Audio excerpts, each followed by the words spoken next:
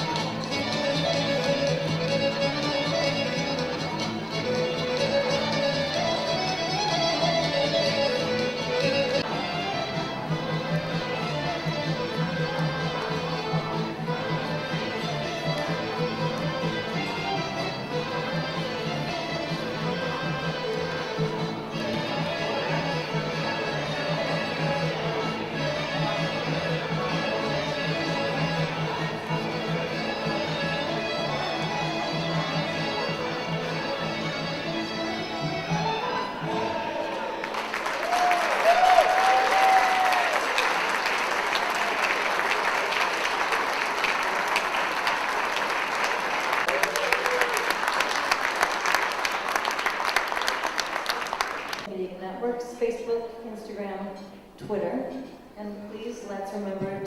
The third ask I'll wait till after the video. The first thing that I'm going to do, though, apropos this fantastic seal. The conference is about Macedonia, but I have an American first. I'm not a Macedonian, I'm an American Macedonian. When I was 4 years old, I came to the United States, a little pup of a guy, learning English as a third language. I'm still learning it. Everything I want to be is speak and say what I want, not have somebody clamp my mouth, as we else in the audience. Ambassador Cheska and my brother, the great country, by serving as an officer of the United States Army in the Fulda Gap, tank platoon, radio platoon. I saw the difference. I saw tyranny firsthand. I saw the difference between East Berlin and West Berlin. My comrades saw the difference between North Korea and South Korea. Don't forget about it. We live, we sleep. Founders, stand up. So co-founders of UMD, stand up, please. Our fantastic current and all previous interns are here. All current and previous.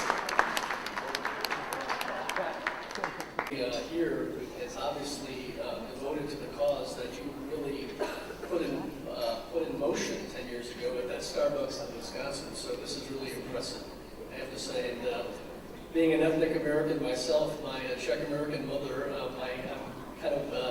when I saw the dances, it sort of was similar to what I remember as a child going to Czech school and being involved in sort of those sorts of cultural activities. But thanks to the United Macedonian Diaspora for inviting me to speak tonight, and to Meadow for that nice and that kind introduction. I bring you greetings from my Assistant Secretary for Europe, Toria Newland. She regrets she couldn't be here tonight, but wanted to send her greetings on to you all. I also want to recognize Minister Yanakieski, Minister Namov, Ambassador Achevska, who I had the pleasure to meet tonight for the first time, Charge Oliver Curliu, who I had the pleasure to meet a few weeks back. I also want to congratulate Luke Lasho, who will be honored later tonight with the Global UMD Macedonian Heritage Public Service Award, which is great. That's fantastic.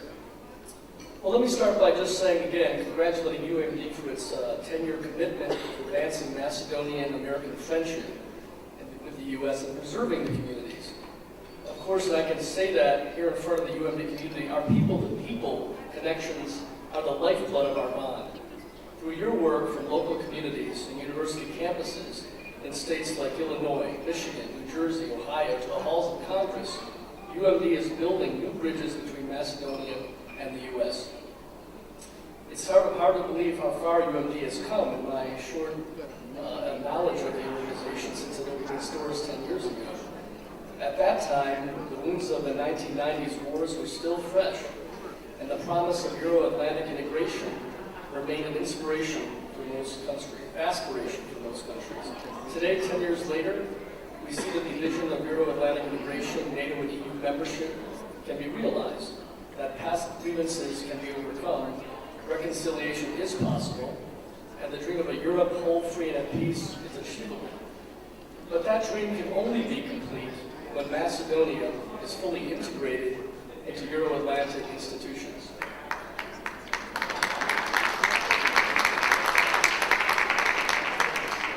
The United States fully stands by our pledge to support Macedonia's NATO aspirations, but the name issue has represented a barrier to its accession and to advancing its EU membership for far too long.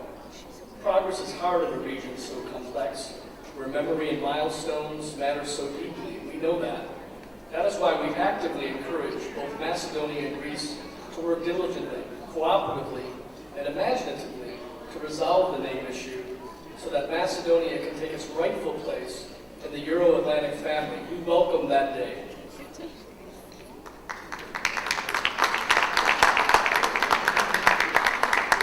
We want Macedonia in NATO not only because it met the membership requirements back at the Bucharest summit, although it had, not only because it contributes more to our shared security than it consumes, although it does, we also want Macedonia and NATO to build on the proud security partnership U.S. and Macedonia already share. Almost 3,000 Macedonian troops have served alongside U.S. forces in ISAF in Afghanistan. Almost 500 of those troops.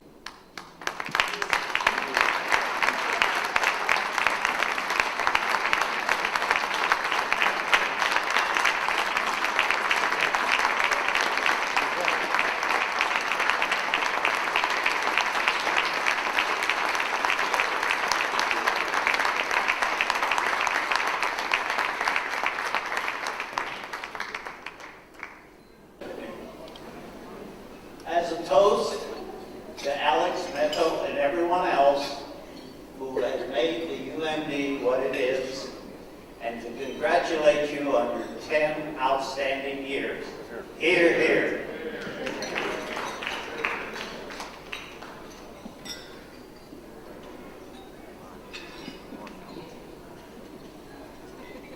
I know the time is late and everyone's saying, are we ever going to eat? Are we ever going to listen and do some photos? But I do want to take a few minutes to say thank you to all of you at the UMD. You know, I like to make jokes and say, yes, you're right, I don't like recognition. It's nice when somebody recognizes you. And I think that perhaps it was at the bottom of the list and they said, let's ask Lou, but I don't think that's the case. And it's really an honor. You know, it was people say, how do you get involved? And why do you get involved in all the things you've gotten involved in? I don't know whether I'm either smart or dumb, but I never learned how to say no. And somewhere way back in 1962, I was asked to get involved with a group called Junior Achievement. And out of that, we had some success. Our treasurer went on to be the regional treasurer of the year. And from then on, it was no saying no, or I didn't know how to step back when someone said, we need someone for this job. And so when Meto called me and came down to meet with me and talked about the award, it caused me to look at things, and it's amazing. You know, I've been doing this for 60 years almost, and you forget the things you've been involved in, so it was a good refresher for me.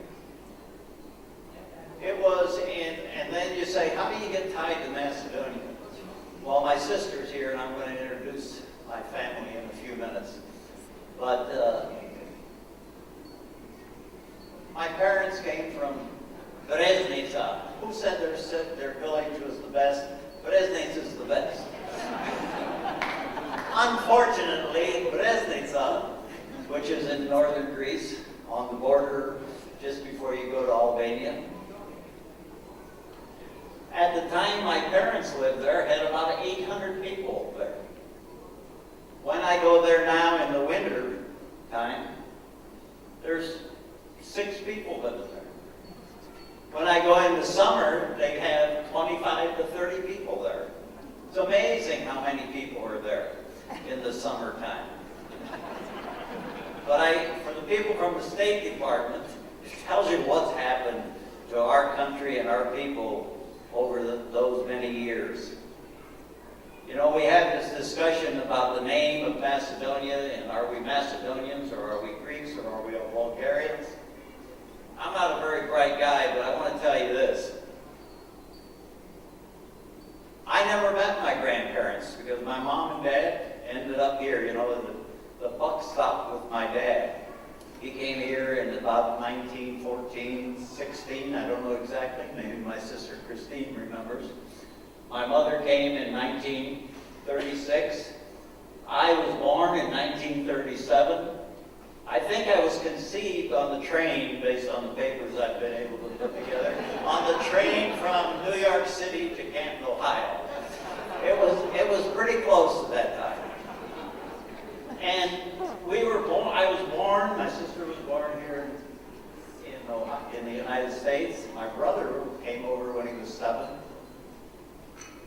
And we could have been born in Breznica because my mother didn't know much other than her village. You know, she probably had never gone more than 10 miles, if that far, from her village. And all of a sudden, she ends up in Canton, Ohio, and she has to raise children in the United States. But we always were told we were Americans first and Macedonians second. When